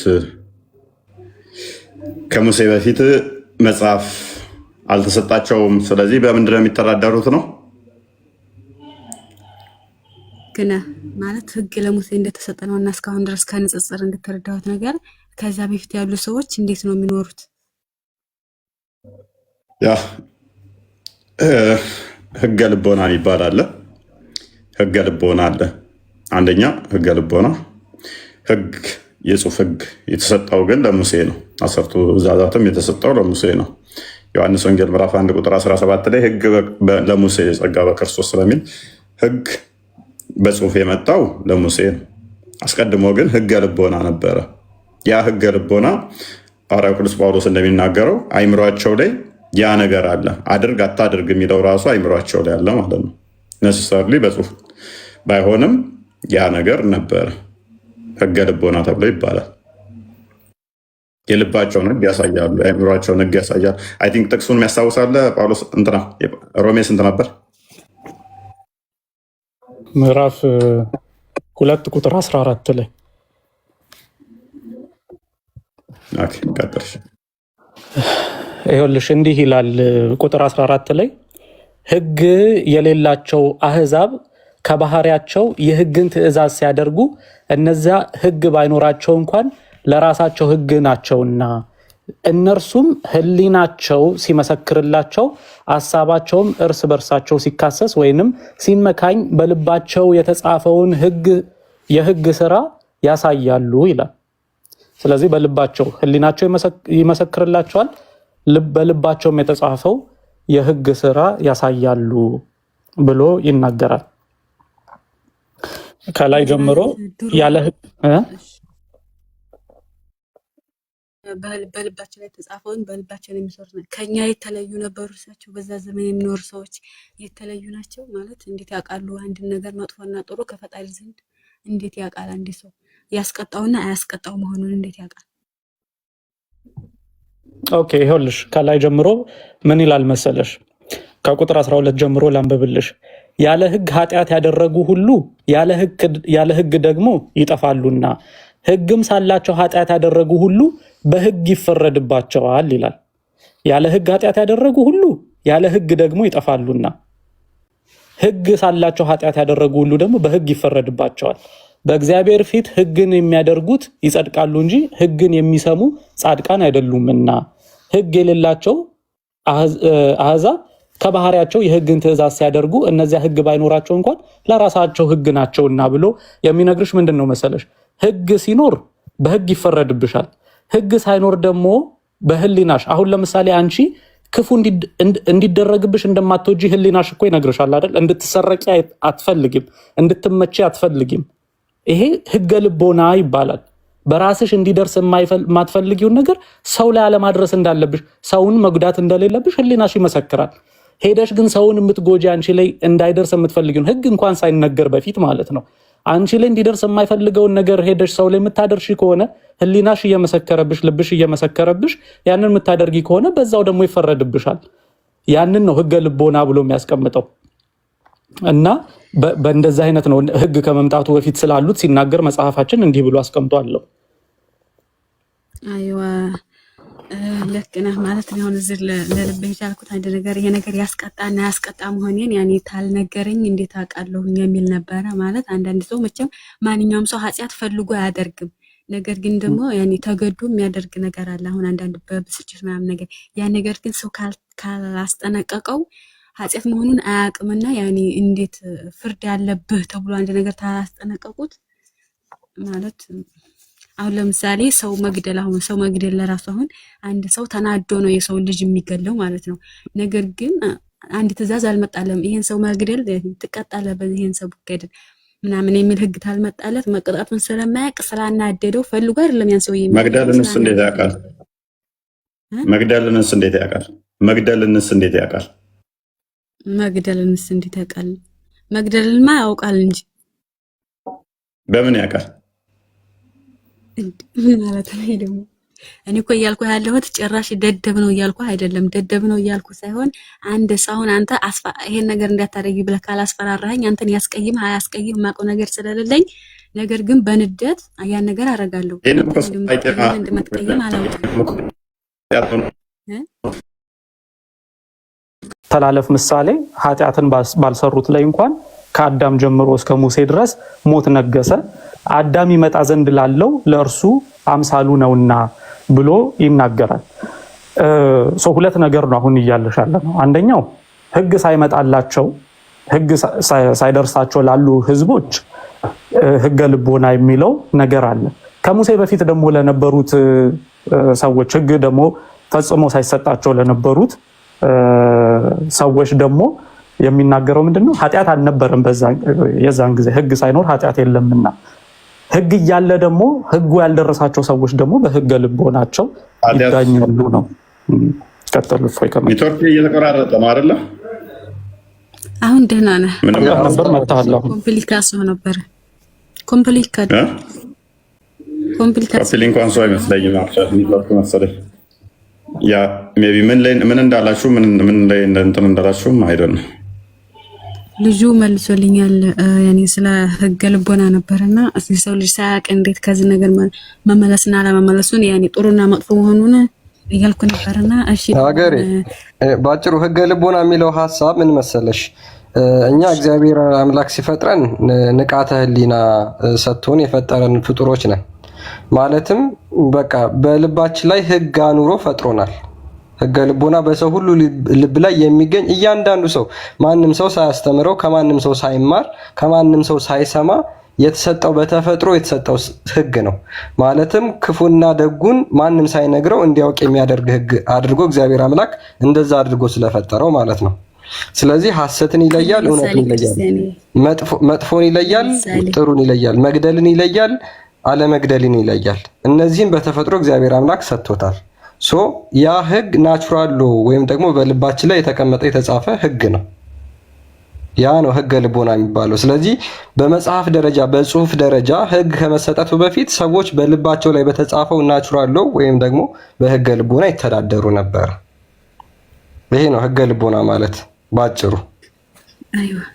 አይዋ እኔ ደግሞ ለሁሉም መጽሐፍ ተሰጥቶ መጽሐፍ መሰጠት አለበት ነው ያንቺ ታችን ሀገሬ ለሁሉም መጽሐፍ መሰጠት አለበት ነው። መጽሐፍ ለሁሉም መሰጠት እኔ እሰማም ተሰማለት ኦኬ። ያ ህግ በራሱ ኃጢአታችንን የሚዘረዘር ዕዳ ነው እኮ ህግ በራሱ ህግ በመጣ ቁጥር የእኛን ኃጢአት የሚናገር ነው። አታድርግና አድርግ ነው ህግ አይደለ? አይዋ ያ ህግ በራሱ መስታወት ነው። ያ መስታወት ምንድነው? ኃጢአትሽን የሚዘረዝር የሚያሳይ ነው። ያንቺን መጥፎ በቃ አታድርጊ እንደዚህ አታድርጊ የሚል ነገር ነው ህግ በራሱ ማለት ነው። ያ ደግሞ ምን ያመጣብሻል መሰለሽ? ሁሉን ህግ ጠብቀሽ አንዷን ብስጪ በሁሉ እንደወደቅሽ ነው። ለዛ ደካማ ያደርግሻል ማለት ነው ህግ። ለዛ ነው ክርስቶስ ወደ ጸጋው ሙላት ሊመልሰን በክርስቶስ ጸጋን ያገኘንበት። ለዛ ነው ከህጉ ከፍ እንድንል ነው። ከህግ ከፍ እንድንል ነው። ህግ ከባድ ነው። ለአዳምና ሔዋን የተሰጣቸው ህግ ምን ነበረች? የመጀመሪያው አትብሉ ነበር አለ። አይዋ ልክ ነህ። አዎ ልክ ነህ። ሁሉ ነገር ተሰጥቷቸዋል። የገዥነት ነገር ተሰጥቷቸዋል። ህጉ ምንድን ያመጣባቸው? ያችን አንዷን መጠበቅ ነው የከበዳቸው አይደለ? አይዋ አንዷን መጠበቅ ከበዳቸው። ስለዚህ ምን አመጣባቸው? ያቺ ህግ ምን አመጣችባቸው? በመብላት አትብሉ የተባሉትን ጣሱ ማለት ነው። የሰው ልጅ በመብላት ያጣውን ጸጋ ክርስቶስ ደግሞ ራሱ በምግብ ያጣነውን ጸጋ በምግብ ሰጠን መልሶ ራሱ ምግብ ሆኖ ማለት ነው። የተራቆትነውን ከፍ አደረገን ወደ ጸጋው። የህጉ አድርግ አታድርግ ከሚለው ከፍ አደረገንና ወደ ጸጋው መለሰን ማለት ነው እኮ ሐዋርያው ቅዱስ ጳውሎስ ከተፈጥሮ እንኳን አይማሩም ምን ይላል? ተፈጥሮ ራሱም ያስተምረናል። በተፈጥሮ አንዲት ህፃናትን ልጆች ትልልቅ ሰዎች መድፈር ጤናማ ነው ብለሽ ታምኛለሽ?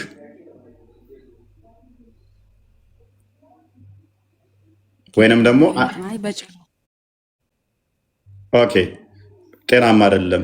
ስለዚህ እሺ ተመሳሳይ ሲሆኑ እንደዛ የመድፈር ቢያደርጉ ጾታ ተቃራኒ የሆነው ሳይሆን ተመሳሳይ ሲሆነው ጤናማ ነው ብለሽ ታምኛለሽ? አይ በጭራሽ። ያውን ተፈጥሮ ራሱ ያስተምረናል ማለት ነው።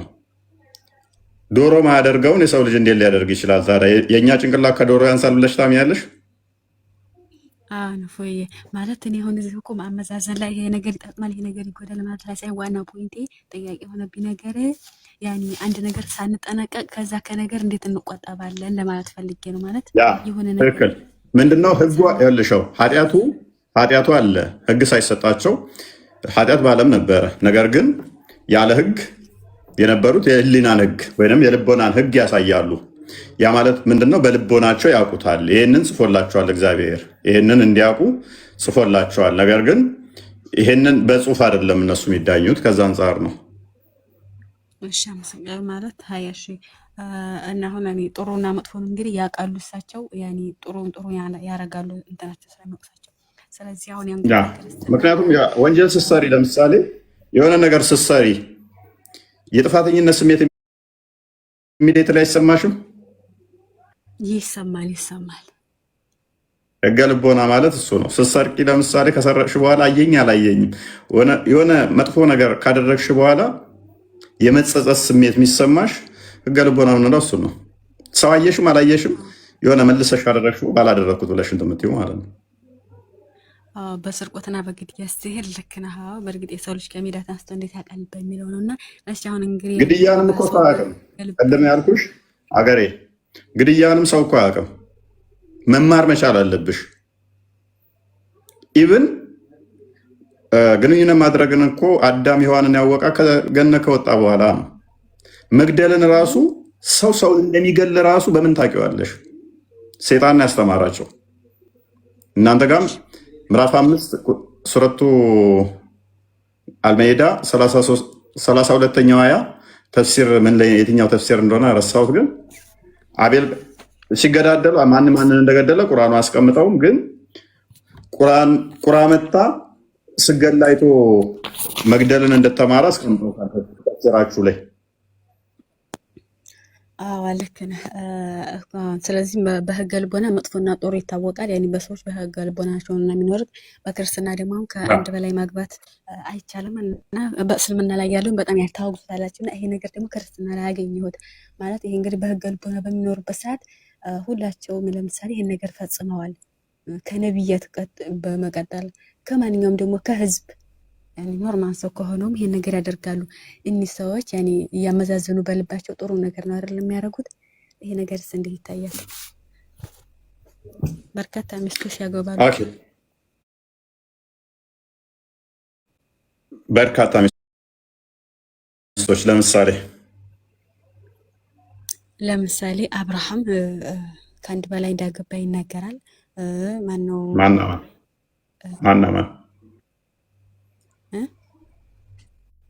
ማንን በርካታ ገባ? ሚስቱ ከሞተች በኋላ ነው ያገባ። አጋርን ከሆነ ደግሞ ሚስቱ ነች። እኔ በቃ አርጅቻለሁ ስለዚህ ውለድ ብላ ያለችው ሚስቱ ነች። አጋርን ሂድና አንቺ ባል አለሽ፣ ለምሳሌ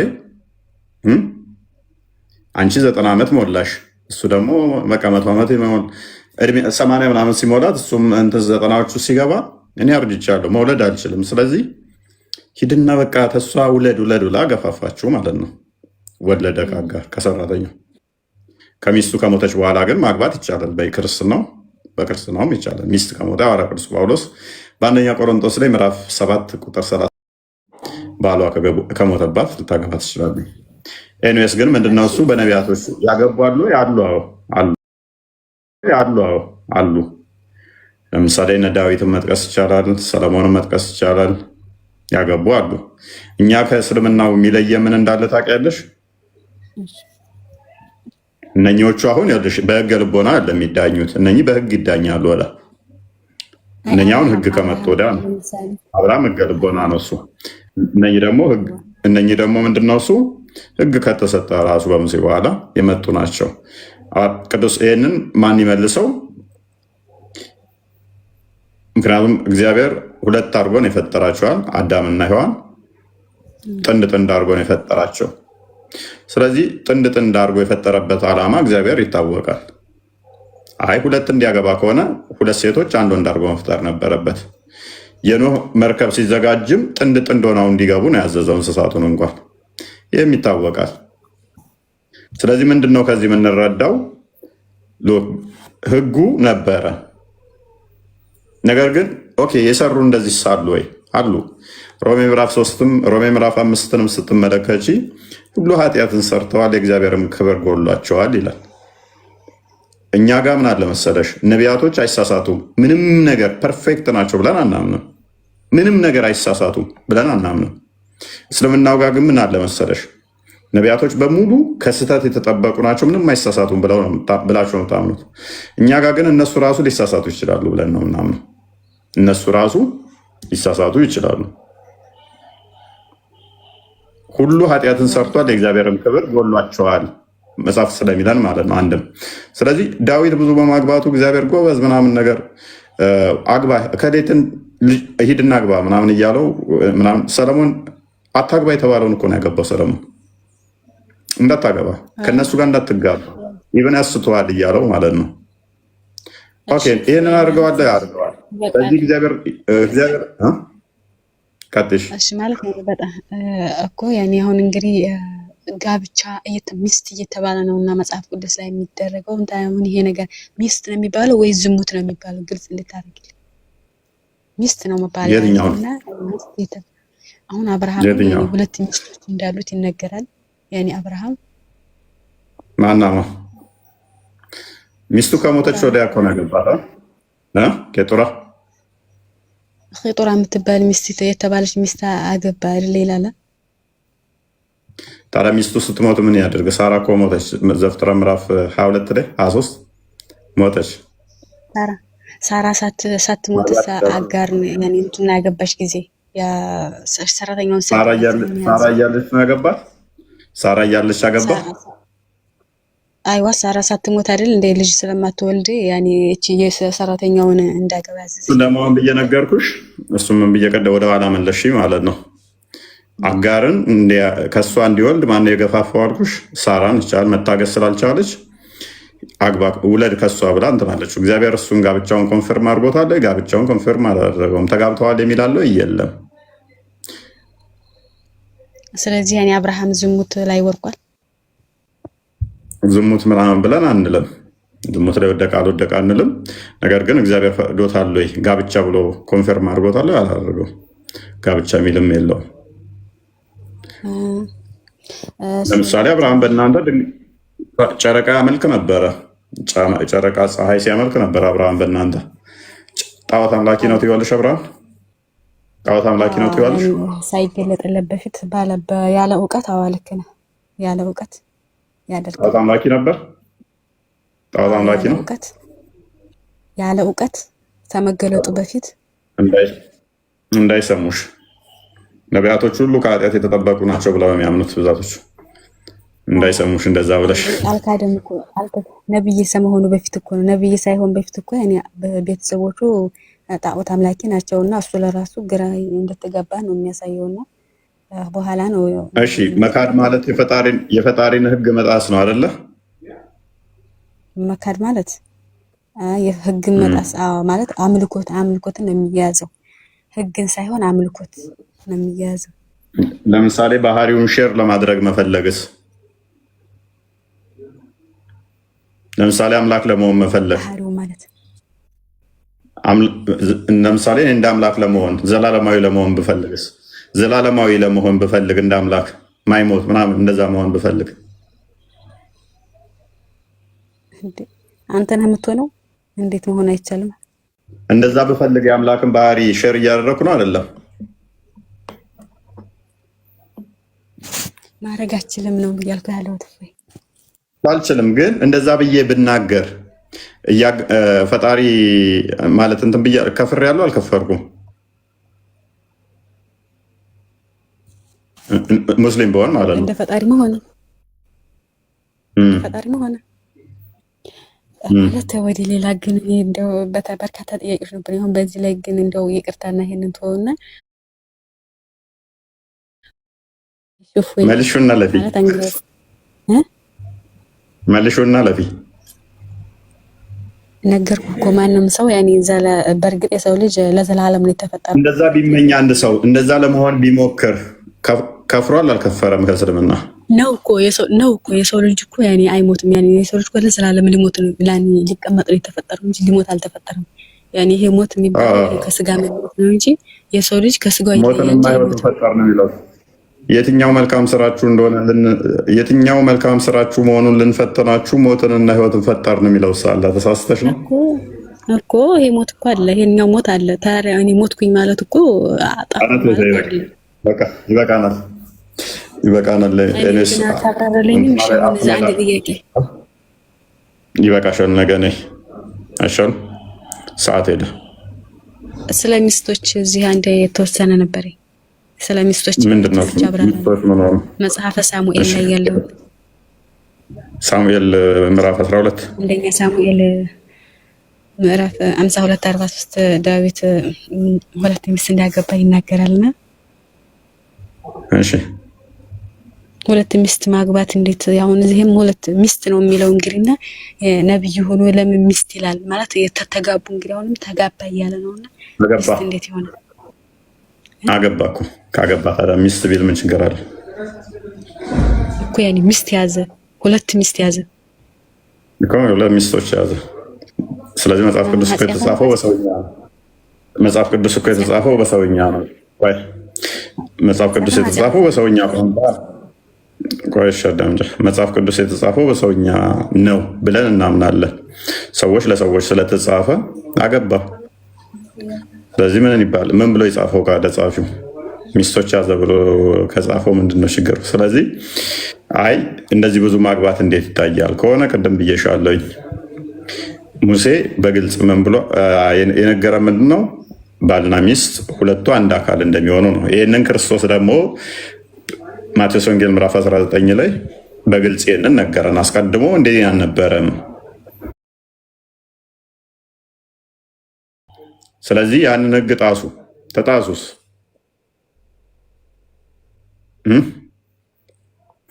እግዚአብሔር የሰጠው ህግ ምንድን ነው? ህግ የሰጠው እግዚአብሔር ምንድን ነው? ህጉ ምንድን ነው? በተፈጥሮ ራሱ እንድትማሪ ካደረገ በኋላ ዘፍጥረትን ሲጀምረው ገና ባልና ሚስት ሁለቱ አንድ እንደሚሆኑ ነገረን። ስለዚህ ጋብቻ ዓላማው ደግሞ ሁለቱ አንድ አካል መሆን ነው እንጂ 3 ወይም 4 ወደፊት ይሆናሉ ብሎ አልነገረንም። ይህንን ካልነገረን በአዲስ ኪዳን በደንብ ግልጽ የሆነልንን ህግ እንይዛለን ማለት ነው። በብሉይ ኪዳን በውድቀት ውስጥ የነበረን ህግ አንይዝበትም አሁን ማለት ነው። የብሉይ ኪዳን ህግ የተሳሳተ ሰንበዲ ቢኖር የሆነ አካል የተሳሳተ ቢያደርግ ያንን እንደ መመሪያ ሆነ አንይዘውም ማለት ነው። ዳዊት እንኳን ማግባትና የሰው ሚስትም ነጥቆ አግብቷል። ያንን ጀስቲፋይ ለማድረግ አሁን ዳዊት ማድረጉ ትክክል ነው። ይሄ በቁርአንም አለ።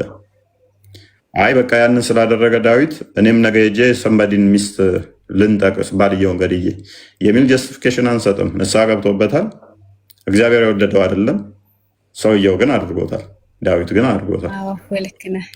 እሺ አሁን እዚህ ላይ አሁን አንተ እንዳነሳልኝ እንግዲህ ዳዊትን ሚስት እንዳገባ ከአንድ በላይ ሚስት አገባ፣ ደግሞ ደፈረ፣ የሆነ የሰው ሚስት ደፈረ። ነገር ግን አሁን እስከሰማሁት ድረስ ደግሞ ይቅርታና ቅጣት ቀጦታል ፈጣሪ ይሄን በማድረጉ ማለት ነው። ነገር ግን ሚስት በማግባቱ ምንም አላለውም። እቺ ሚስት ያኔ በመዘሞቱ የሰው ሚስት እንደዚህ በማድረጉ ግን ቀጣው። ስለዚህ ነቢያቶች ይሄን ነገር ሲያደርጉ ፈጣሪ ለምን ዝም ይላቸዋል? ማለት ለህዝብ ላስተምሩ ስለሆነ የወረዱት ለምን አታግቡ የሚል ህግ አይሰጣቸውም፣ እንደዚህ የሚያገቡ ከሆነ ማለት ነው። ሚስቱን አሁን ዝሙት በመስራቱ ሲቀጣው ሚስት በመያዙ ግን ምንም አላለውም። ማለት ይሄ ነገር እንደው እንዴት ይታያል? መልካም፣ እኛ ጋር ቀጣው። እናንተ ጋር ዳዊት ምንድን ነው የቀጣው? እኔ ስለዛ ማውቀው ነገር የለኝም። እናንተ ጋር ምንም አልቀጣው። እሺ፣ አንድ ሁለተኛ፣ ብዙ ሴትን ማግባት ጤናማ ነው ወይንስ ጤናማ አይደለም ብለሽ ታምኛለሽ? ይሄ ለጤናማነቱ ሳይሆን የፈጣሪ ህግ እንዴት ይታያል? ቀጥታ መልስ። ጤናማ ነው አይደለም ብለሽ ታምኛለሽ? የራሴን አስተሳሰብ ነው እየጠየቅኝ ያለው። እምነትሽን። አንድ ሰው ብዙ ሴትን ማግባት ጤናማ አይደለም ብዬ ነው ያምናለሁ። እግዚአብሔር የፈቀደው የወደደው አንድ ነው እንጂ ሴት ልጅ ሽንት ቤት አይደለችም። የትም ሄዶ ተጨማልቆ መጥቶ የሚገባባት አይደለችም። ዋን ቱ ዋን ነው የሚፈቀደው ብዬ አምናለሁ። አንቺ እንደዛ ታምኛለሽ? እኔ ሽንት ቤት አይደለሁም የትም ተጨማልቆ መጥቶ እኔ ጋር የሚገባ አይደለም ብለሽ ታምኛለሽ? ነገርኩህ እኮ ይሄ በፈጣሪ ህግ ላይ ነው እንጂ አሁን ህግ ተተርሰው የራሴን እኔ በአሁን በተለያዩ ችግር አሁን እንደ እምነት ምክንያቱም የምትጠይቂው ጥያቄ አምነሹ መሆን አለበት እንጂ እንዲሁ ለማንተን መሆን የለበትም። እኔ ግን አምናለሁ። አሁን ለጠየቅሽኝም መልሳለሁ። አንቺ ታምኛለሽ ወይ? ጤናማ አይደለም የትም መጥቶ እንደ ሽንት ቤት ቦቴውን ሳያወልቅ ዝም ብሎ የተወለወለ ቤት ውስጥ በጭቃ ውስጥ ቆይቶ አተራምሶ ቤቱ ዝም ብሎ እንደሚገባ ሰው የትም ተጨማልቆ መጥቶ እኔ ውስጥ ሊገባ አይገባውም። ጤናማ አይደለም ብለሽ ታምኛለሽ? እኔ ደግሞ ጥቅም ስለማገኝበት ይህን ነገር እቀበለዋለሁ። ታዲያ የምትቀበይ ከሆነ ለምን ትጠይቂናለሽ? እኛ የትም ተጨማልቆ መጥቶ እኔ ጋር መግባት ይችላል ብለሽ የምታምኚ ከሆነ ይሄ ኮንሰርንሽም ሊሆን አይገባም ማለት ነው። ጥያቄሽም ሊሆን አይገባም። የትም አብኩቶ መጥቶ አራት ቦታ አብኩቶ መጥቶ ባሪያዎች 100 የሚሆኑ ሺዎችም ጋር ተጨማልቆ መጥቶ እኔ ጋር መግባቱ ጥቅም ነው ብለሽ መታምኝ ከሆነ ይህንን ጥያቄ በፍጹም ተሳስተሽ መጠየቅ የለብሽም እኛ ጋር። ወይንም እናንተ ጋርም ተጨማለቁ ከሆነ እናንተም ተጨማለቁ ከሆነ ስህተት ነው። ምክንያቱም ቅድምም ብዬሻለሁኝ ሁሉ ኃጢአትን ሰርተዋል የእግዚአብሔርም ክብር ጎሏቸዋል ስለሚል ቅዱስ ጳውሎስ ያ ሁሉ ኃጢአትን ሰርተዋል። በብሉይ ኪዳን የነበሩ ከህግ በታች ሆነው ነበረ። ህግ ተጭኗቸው ኢብን ያንን እንትን መፈጸም አልቻሉም ነበረ። ህጉን ማሟላት አልቻሉም፣ መጠበቅ አልቻሉም ነበረ። ለምን ኢሚዲየትሊ ለእያንዳንዱ ነገር አናታቸውን አላላቸውም ከሆነ ደግሞ እግዚአብሔር ምንድነው እሱ ይታገሳል።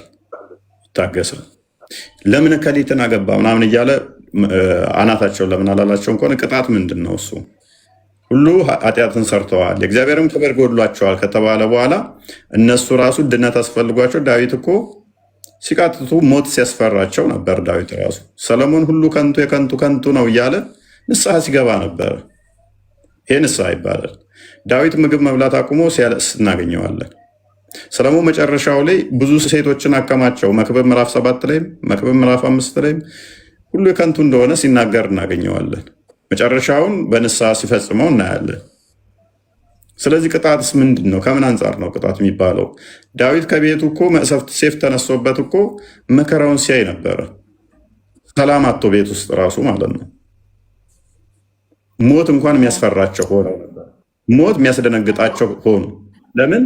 ከሰሩት አንጻር ማለት ነው። ስለዚህ እኛ በቀላሉ ሙታ ጤናማ ነው ብለሽ ታምኛለሽ? ዝሙት ፎጣ ነገር እየሰጠ አባትሽ መንገድ ላይ ሴት ወሲብ ቢያደርግ ደስተኛ ትሆኛለሽ? አሁን ምን አባትሽ ፎጣ ነገር መንገድ ላይ ሰጥቶ ወሲብ ቢያደርግ ደስተኛ ትሆኛለሽ? ወይንም ባልሽ መንገድ ላይ ላለች ሴት ፎጣ ሰጥቶ ወሲብ ቢያደርግ ደስተኛ ትሆኛለሽ?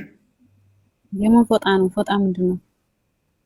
ልብስ ነገር ማለት ነው። ልብስ ነገር እየሰጠ ወሲብ ቢያደርግ ከማያውቃቸው ሰዎች ጋር እንደ ስጦታ ሰጥቶ ማለቱ ነው። ግልጽ አልሆንላትም። እንደ ስጦታ ሰጥቶ ለሴቷ በቃ ሰዎቹ ወሲብ ለማድረግ ፈልጎ የሆነ ሴት ወሲብ ለማድረግ ፈልጎ ገንዘብ ምን ትሰጠኛለች ስትለው የሆነ የለበሳትን ፎጣ ነገር ሰጣትና ይህንን ሰጥሻለሁ በዚህ ወሲብ ላድርግሽ ቢላት ከዛ ብትስማማ ወሲብ እንደዛ ቢያደርግ ይሄ ነገር ጤናማ ነው? ፈጣሪ ቢፈቅደው ጤናማ ነው ብለሽ ታያለሽ? እስልምና ዝሙት በጣም ጸያፍ ነገር ነው። በመሐመድ ጊዜ ይሄ ይደረግ ነበረ። ዝሙት በጭራሽ አይደረግም። ዝሙትማ ቅጣት አለው። ሳይ ሙስሊም 1406 ዝሙትን አይፈቅድም ወይ? እኔ ግን 1404 ዝሙት ነው ካልሽ ስለዚህ አላህን ዝሙት ፈቅዷል እያልሽ ነው። አሁን አልተደረገም ካልሽ ደግሞ ወይንም ደግሞ አብሩጌትድ ሆኗል ካልሽ ደግሞ ስለዚህ እኔ ጋርም አብሩጌትድ የሆነ ነግ ለምን ትጠይቅኛለሽ? ክፈትላት አይደረግም ብላለች፣ የለም ብላለች። ስለዚህ አላህ ዝሙትን ፈቅዷል ማለት ነው። ዝሙት ካመጣህልኝማ እውነትም አንተ የጀግኖች ጀግና እንደ ዝሙት ነው። አውሽዩ አሁን ልሽ ለምን እንደሆነ ታውቂያለሽ? ሰለሞን እናንተ ጋር ለምሳሌ በአንድ ሌሊት 100 ሴቶችን ነበረ ወሲብ የሚያደርገው። ይህንን ደግሞ የፈቀደው ማን ነው? አላህ። ምን ብለህ ወሲብ አድርግ ይለዋል? ኢንሻላህ እያልክ ጀምር። ስትጀምር ራሱ ወሲብ ስታደርግ ኢንሻላህ በልና ጀምር። ልክ ዳቦ ሲቆረስ በስመ አብ እንደምንለው ኢንሻላህ ብለህ ጀምር። ሳይ ቡሃሪ 5242 ላይ ያለልሽ ይኸው ላንብብልሽ። ይሄንን አገሬ አንድ አዳምጪ። ይኸው ይሄ ሳሂህ ሙስሊም 1406 ላይ ነው ከፈትኩልሽ። አይ ይታያል፣ ኔትወርክ ይሆናል አንተ። እሺ 1406 እንደዚህ ይላል። ይኸውልሽ የአላህ መልእክተኛ ጊዜያዊ ጋብቻን ሙትአን ፈቀዱልን። እኔና ሌላ ሰው ወጣንና ከበኑ አሚር ጎሳ የሆነችን አንዲት ሴትን አየን። እርሷም ልክ እንደ ወጣት ረጅም አንገት እንዳላት ግመል ውብ ነበረች። ራሳችንን ለጊዜያዊ ጋብቻ አቀረብንላት። እርሷም ምን መህር ትሰጡኛላችሁ አለች። እኔም ካባዬን አልኩኝ።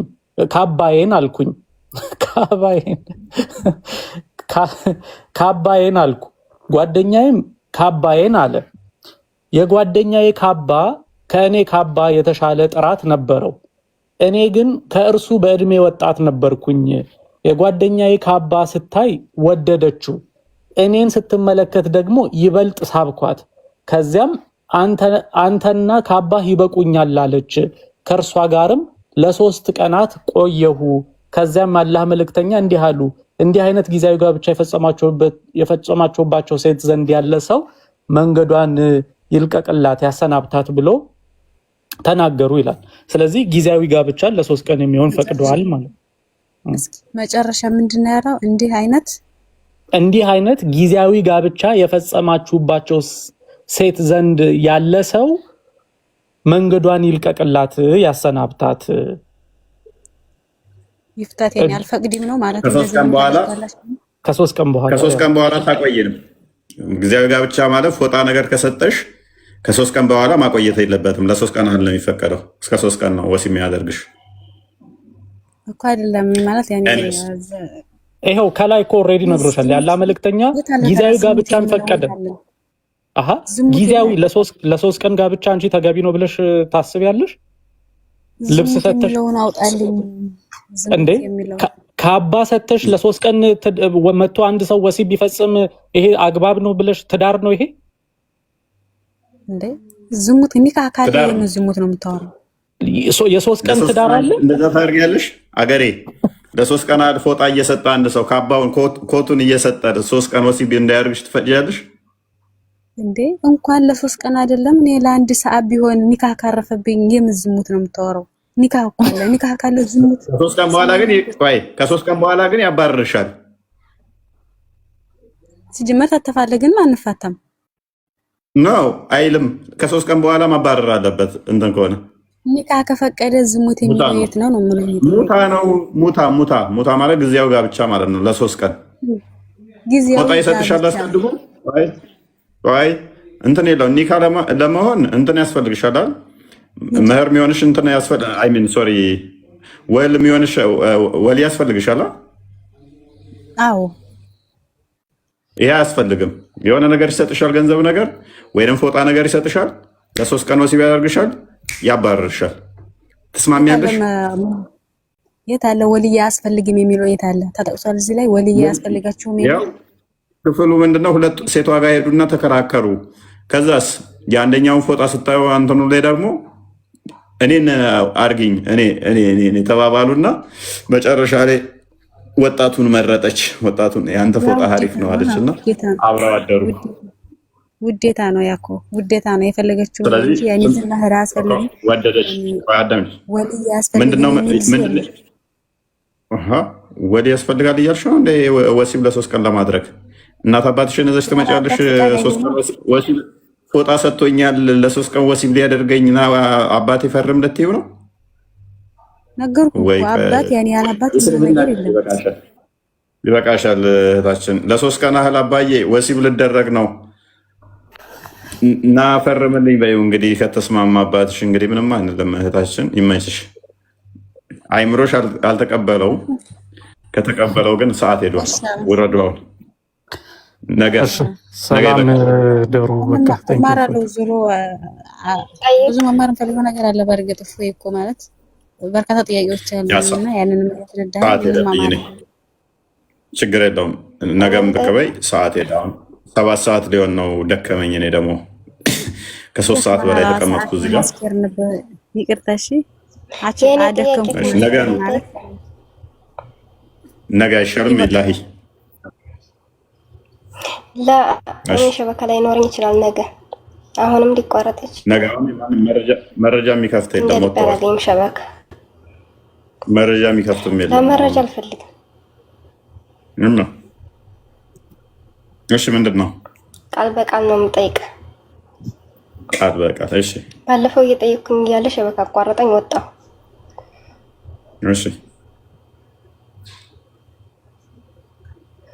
እሺ የኔ ጥያቄ